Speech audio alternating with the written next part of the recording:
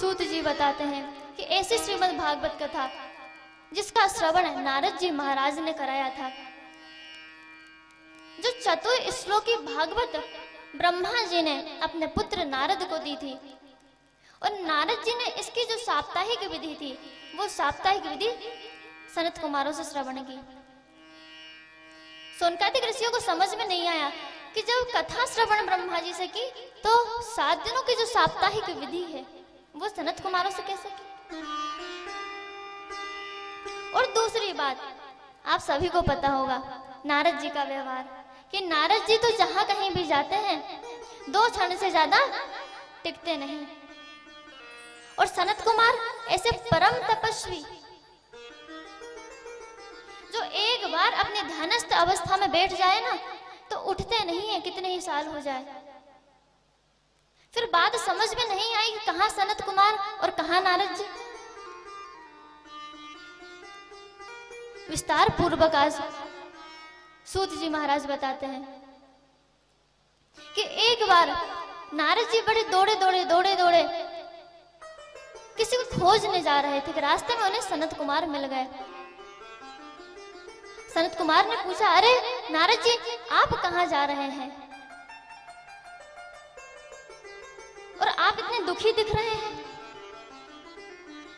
नारद जी की एक विशेषता है कि जिस घर में चाहे कितने ही झगड़े होते हो, दिन प्रतिदिन के यदि झगड़े होते और नारद जी का यदि आगमन हो जाए तो उस घर में कभी झगड़ा नहीं हो सकता।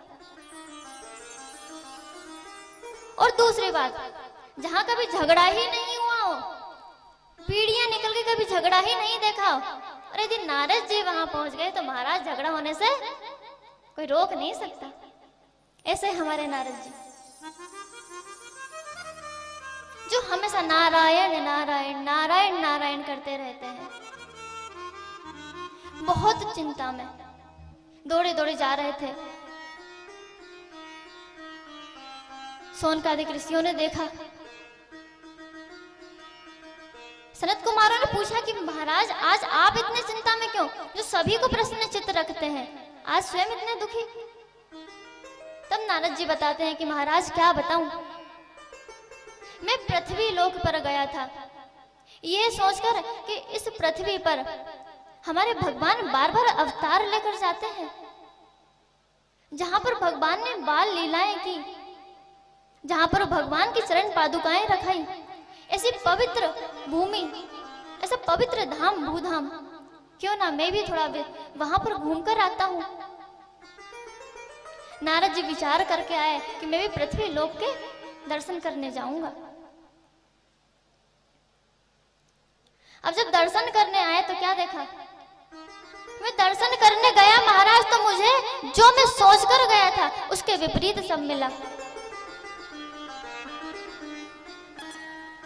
किसी भी घर में शांति नहीं, कहीं धर्म बचा नहीं, कहीं सत्य बचा नहीं। झूठ तो हजारों बोलेंगे लेकिन सत्य कोई बोलना ही नहीं चाहता है। हजारों झूठ बोलने के बाद में यदि कोई एकाध झूठ बोल देता है तो समझते हैं कि राजा हरिश्चंद्र के बाद में हम ही सत्यवादी हैं, हमसे बड़ा सत्यवादी तो कोई है ही नहीं। दिन भर में यदि पाप कर्म कितने ही हो, पुण्य कर्म कितने ही हो, तो बार बार गिनाएंगे। एक भी यदि पुण्य कर्म कर देंगे तो बार बार गिनाएंगे कि ये काम हमने किया, ये काम हमने किया। लेकिन यदि दिन भर में कितने ही पाप कर्म हो जाए तो कहते हैं भगवान की इच्छा थी, हम क्या करें, हो गया। ऐसे लोगों की प्रवृत्ति बन चुकी है, ऐसे लोगों को कलयुग ने बिगाड़ रखा है, लोगों की बुद्धि को भ्रष्ट कर रखा है कलयुग ने।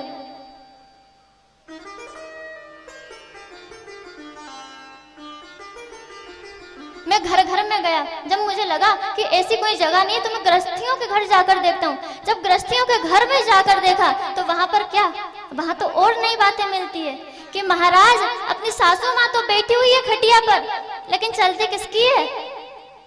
देखो सब हंस दिए, सभी को पता है, आपको भी पता है। सासू माँ तो खटिया पर बैठेंगे लेकिन होगा वही जो नई नई बहू रानी कहेंगे कि आज तो घर में ये होगा। सासू माँ की तो कोई सुनता ही नहीं है।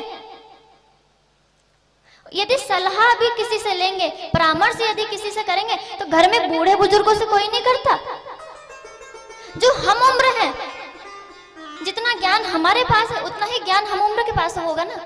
सलाह लेने उनके पास जाते हैं। भैया, जब भगवान ने हमें परिवार दिया है, घर में बूढ़े बुजुर्ग लोगों को दिया है, हमारे ऊपर कृपा करके इतना सुंदर परिवार दिया, तो उनकी सेवा करनी चाहिए नहीं करनी चाहिए? उनका आशीर्वाद लेना चाहिए, उनकी सुननी चाहिए। आजकल छोटे छोटे बच्चों के हाथ में फोन दे दिया जाता है, लेकिन उनसे ये नहीं कहेंगे कि आप अपने घर में जो बड़े बुजुर्ग हैं, जो दादा दादी हैं, जो नाना नानी, इनके साथ रहो। क्या किसी के भी दादा दादी ऐसे होते हैं जो अपने बच्चों को बिगाड़ने का काम करेंगे? संस्कार ही तो मिलेंगे।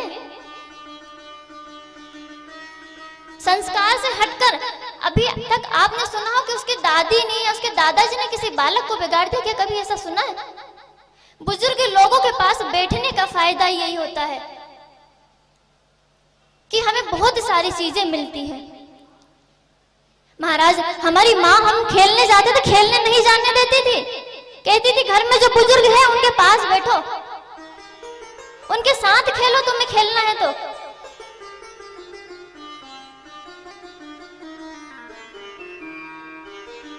उनके सानिध्य में रहो, तुम्हें रहना है तो।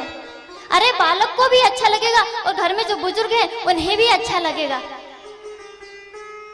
बालक की जो किलकिलाहट है वो उस घर में फैलेगी, जिससे कि माँ रमा देवी प्रसन्न होती है, लक्ष्मी देवी प्रसन्न होती है। जिस लक्ष्मी के लिए हम घर छोड़कर बाहर जाते हैं, वो लक्ष्मी तो हमारे घर में ही है। पर लेकिन उस लक्ष्मी को प्राप्त करने का किसी को सही दिशा भी मालूम होनी चाहिए। दिशा सभी को पता है, लेकिन उसका उपयोग करता कोई नहीं है। सभी बस धन चाहिए, धन चाहिए, धन चाहिए, इसी में लगे थे।